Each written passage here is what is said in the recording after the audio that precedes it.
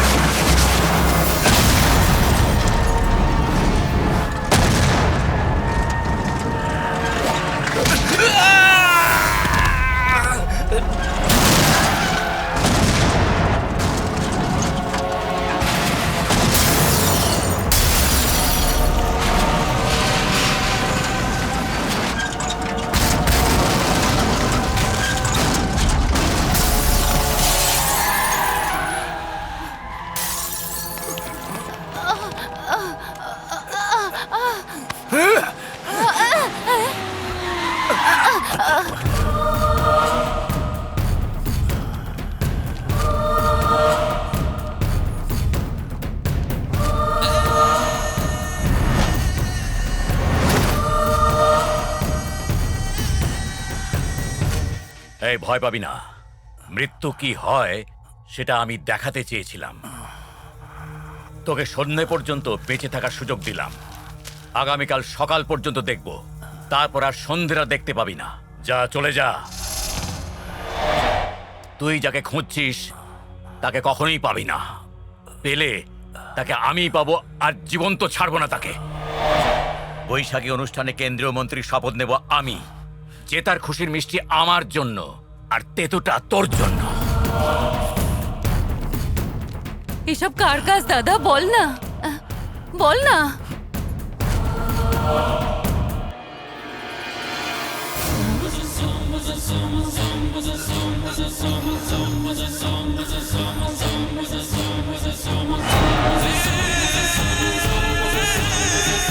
কচ্চি স্টেডিয়ামে যে বোমা বিস্ফোরণ হয়েছিল তাতে 10 জন আহত হয়েছেন। তারা এখন গ্লোবাল হাসপাতালে ভর্তি। এই বিস্ফোরণটি টেররিস্টরা ঘটিয়েছেন বলে পুলিশের ধারণা। প্রশাসন এর তদন্ত করছে। দিনকে দিন আমাদের দেশে উগ্রবাদীদের হামলা বেড়েই চলেছে। এই হামলা কেন হয়েছে বলতে পারবো না, কিন্তু কে করেছে সেটা জেনেই ছাড়বো। হ্যাঁ গো, কি হয়েছে গো? নার্স জুস দিয়েছিল, তুমি খাওনি কেন? কি হয়েছে গো? কথা বলতে পারছো না? দাঁড়িয়ে দাঁড়িয়ে আমার মুখে দেখছিস? যা গিয়ে ডাক্তারকে তাড়াতাড়ি ডেকে নিয়ে আয়। দিদি তুই দাঁড়া, আমি ডাক্তার ডেকে আনছি। Nurse follow me. এটা ধরুন। স্যার এখানে কোনো ডাক্তার আছে কি? কোনো বড় ডাক্তার নেই আপনাদের এখানে?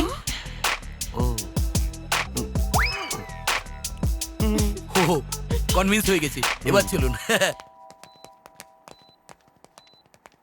নমস্কার ডাক্তারবাবু। স্যার যেদিন বম ব্লাস্ট হয়েছে সেদিন থেকে উনি দুর্বল হয়ে গেছেন, চলাফেরাও করতে পারছেন না, ওনার হাত পাও কাজ করছে না, এমনকি কথাও বলছেন না। আমার দিদি খুব চিন্তায় পড়ে গেছেন স্যার। এখানে সব লেখা আছে। আমার দিদি খুব চিন্তায় আছেন, এটাও লেখা আছে নাকি? তুমি তাহলে দেখো। চুপ। নার্স গো দেয়ার। আমায় দেখতে দাও। তোমার পা দেখতে চাইছি। রোগীর পাটা ওঠাও, একটু বোঝার চেষ্টা করো। Like this. ধরো। ডক্টর, আমার দাদার কোনো প্রবলেম নেই তো? কোনো প্রবলেম নেই। শক লাগার জন্য এর মাসেলটা এদিক থেকে ওদিক হয়ে গেছে। No problem. গ্যারান্টি কি আছে? তোমার বাবার নাম কি? সুব্রত রাও। তার গ্যারান্টি কি? হ্যাঁ? Nurse come on.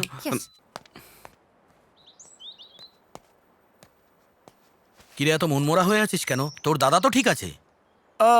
এবার বুঝতে পেরেছি, ওই দুটো মেয়ের কথা ভেবে মন খারাপ না? সারা রাত ধরে স্বপ্নে শুধু মিনুকেই দেখেছি। তোর স্বপ্নে মিনু এসছে, আমার স্বপ্নে তো মঞ্জু এসছে, তাও আবার দুটো বোম নিয়ে। ওরে বাবা রে, আমার তো মনে হচ্ছে নিশ্চয়ই ওই টেররিস্টের সঙ্গে সম্পর্ক আছে। মাথা মোটা আহা। একটা।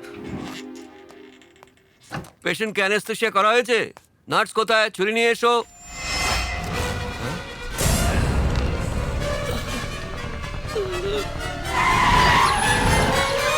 আরে আরে ছাড়ো আমাকে, ছাড়ো ছাড়ো ছাড়ো ছাড়ো। কি ভেবেছো আমাকে?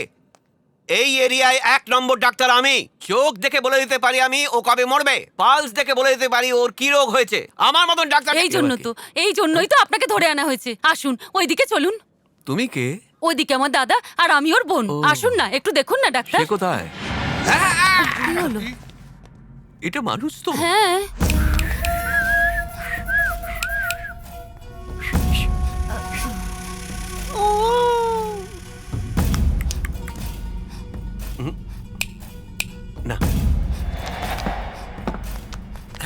আর কোনো লাভ নেই। চোখ কাজ করছে না, কান কাজ করছে না, মুখ কাজ করছে না, হাত কাজ করছে না, কোনো কিছুই কাজ করছে না। সেরকমই বম ব্লাস্টের সময় দূরে গিয়ে মরতে পারতো উনি। ওই বোম ব্লাস্ট আমাকে মারার জন্য করেছিল ওরা। ও নো, আমার এই কেস হ্যান্ড করা উচিত না। এটা পুলিশ কেস, আমি কিছু করতে পারবো না। আমি চললাম। এই! হ্যাঁ কি রে, কেন কেন পুলিশকে ফোন করিসনি বল? কেন করিসনি? হ্যাঁ তোর কি একটুও জ্ঞান বুদ্ধি নেই? হ্যাঁ গাধা কোথাকার।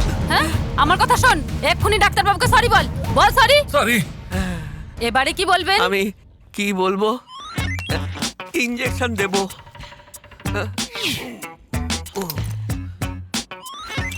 এই ডক্টর, ইঞ্জেকশন দে। আরে ইনজেকশন তো দেয়া হয়ে গেছে দাদা, তুই বুঝতেই পারিসনি, হয়ে গেছে তো। দিয়েছিস? এত হ্যাঁ। তাড়াতাড়ি? আমি তো বুঝতেই পারলাম না। এই ডক্টর, তুই তো দারুণ, তোকে আমার খুব ভালো লেগেছে। এখন থেকে এখানেই থাকবি তুই। ঠিক আছে, থাকবে এখানে। আরে আমার মতন ডাক্তারকে এখানে আটকে রাখলে কি করে চলবে? আমার হসপিটাল আছে, অনেক রুগীও আছে। থাকবি কি না বল? আমি আর কি বলবো? এই ভাই, আমাকে একটা এসি রুমে, একটা বেড, একটা ফ্রিজ। কি?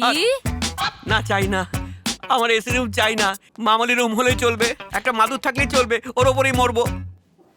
আমি তো বুঝতেই পারছি না দাদা, তুই এত বড় একজন এমপি হয়ে আমার বাড়িতে এসে লুকিয়ে একজন ডাক্তারকে দিয়ে চিকিৎসা করাচ্ছিস। আরে যে বোম ব্লাস্ট করিয়েছে আসলে তার সঙ্গে তোর ঝগড়াটা কি নিয়ে বলতো? ওর নাম হলো সীমাচরণ, ও এক সময় আমার বন্ধু ছিল। বন্ধু ছিল? প্রায় 20 বছর আগে ও আর আমি এক মিনিস্টারের পিএ ছিলাম। ওখানে কালেক্টরের মেয়ে সুপ্রিয়া কাজ করত, স্টেনো হিসেবে কাজ করত ওখানে।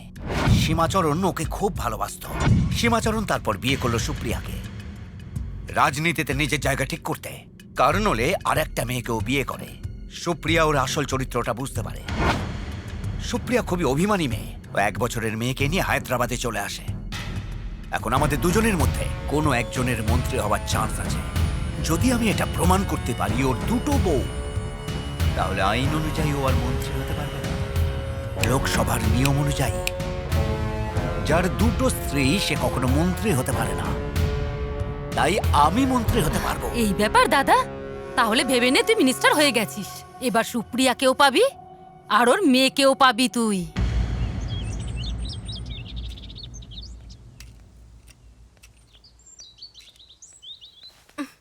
মা ভালো আছো তো?